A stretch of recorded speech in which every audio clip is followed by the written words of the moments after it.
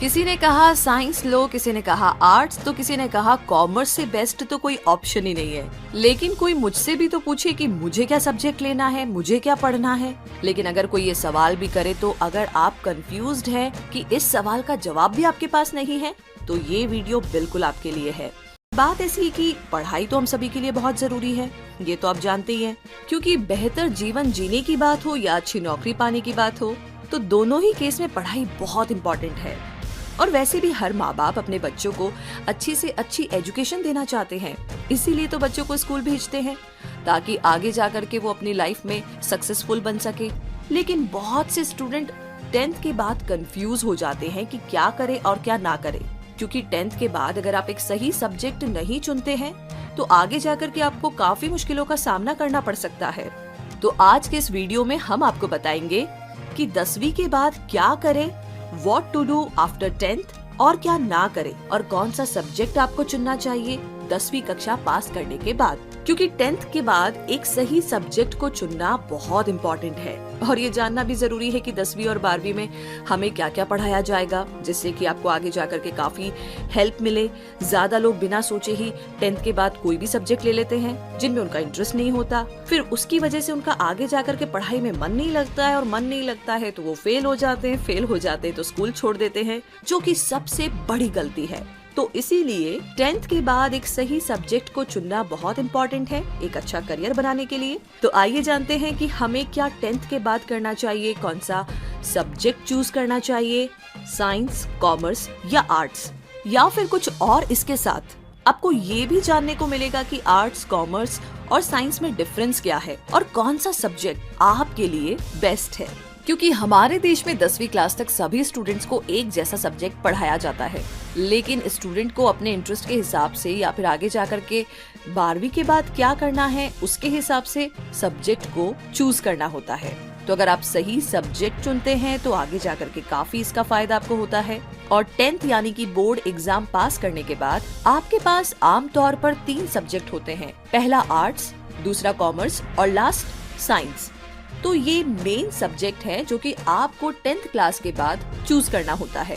तो आइए जानते हैं इन सब्जेक्ट्स के बारे में।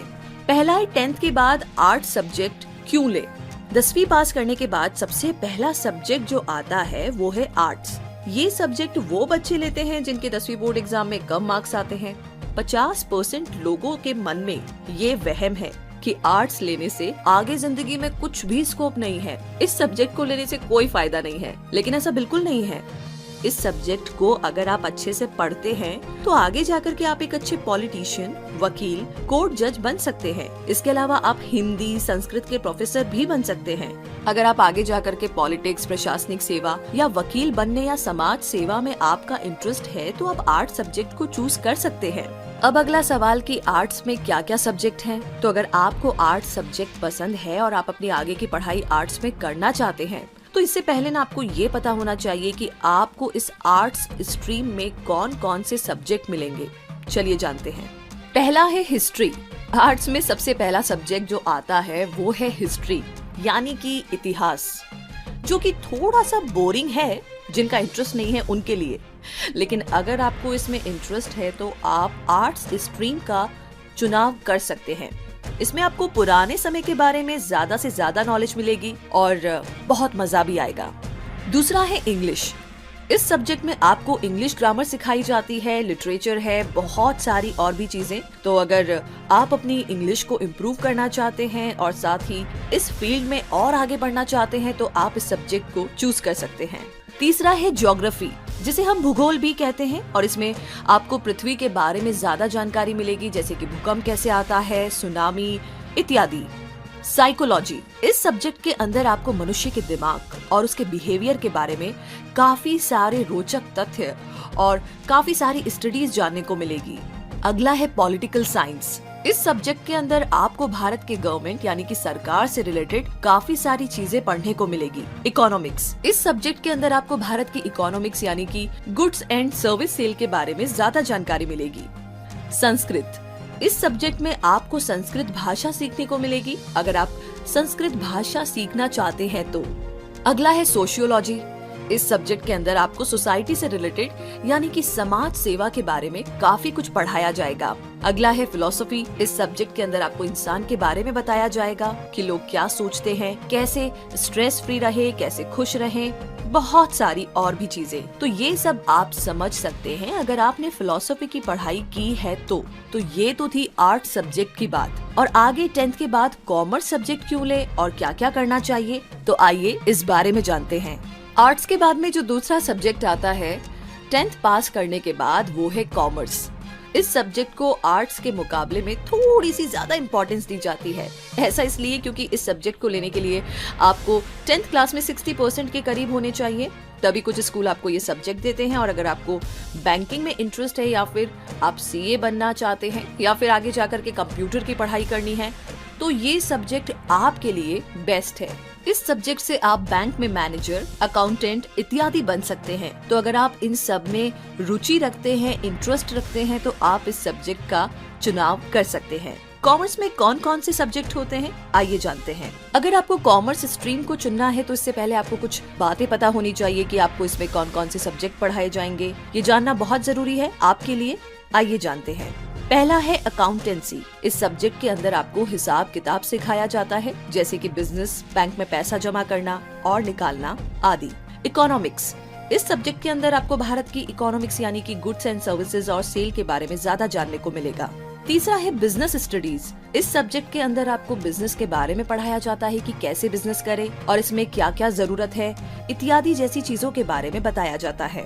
मैथमेटिक्स। इस सब्जेक्ट में आपको मैथ सिखाई जाती है, जो कि आपको आगे जाकर के कई जगह काफी काम आने वाली है। इंग्लिश।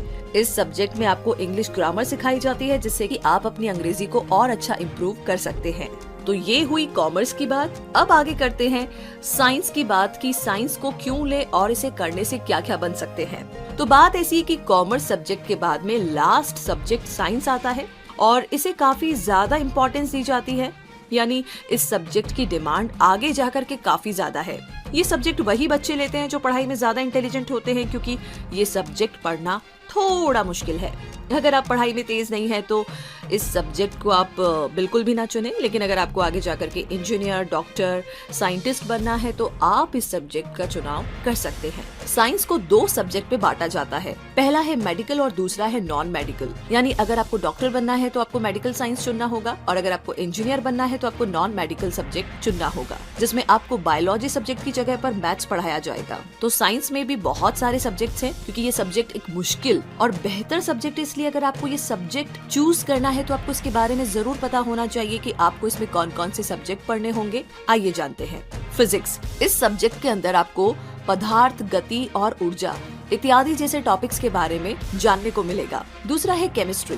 इस सब्जेक्ट के अंदर आपको रसायन विज्ञान के बारे में पढ़ने को मिलेगा, जैसे कि पानी, केमिकल, गैस जैसे पदार्थ के बारे में। तीसरा है बायोलॉजी। इस सब्जेक्ट के अंदर आपको जीव विज्ञान के बारे में जानने को मिलेगा, जैसे कि मानव शरीर, ऑर्गन्स कैसे बनते हैं, कैसे फंक्शन करते हैं, डिजीज, बहुत सारी और भी बातें। अगला है मैथमेटिक्स। इस सब्जेक्ट में आपको मैथ सिखाया जाता है, जो कि आपको आगे जाकर के कई जगह काफी काम आने वाली होती है। Computer science. इस सब्जेक्ट के अंदर आपको कंप्यूटर के बारे में पढ़ाया जाएगा कि कंप्यूटर क्या है, सॉफ्टवेयर कैसे बनते हैं, इंटरनेट इत्यादि। अगला है बायोटेक्नोलॉजी।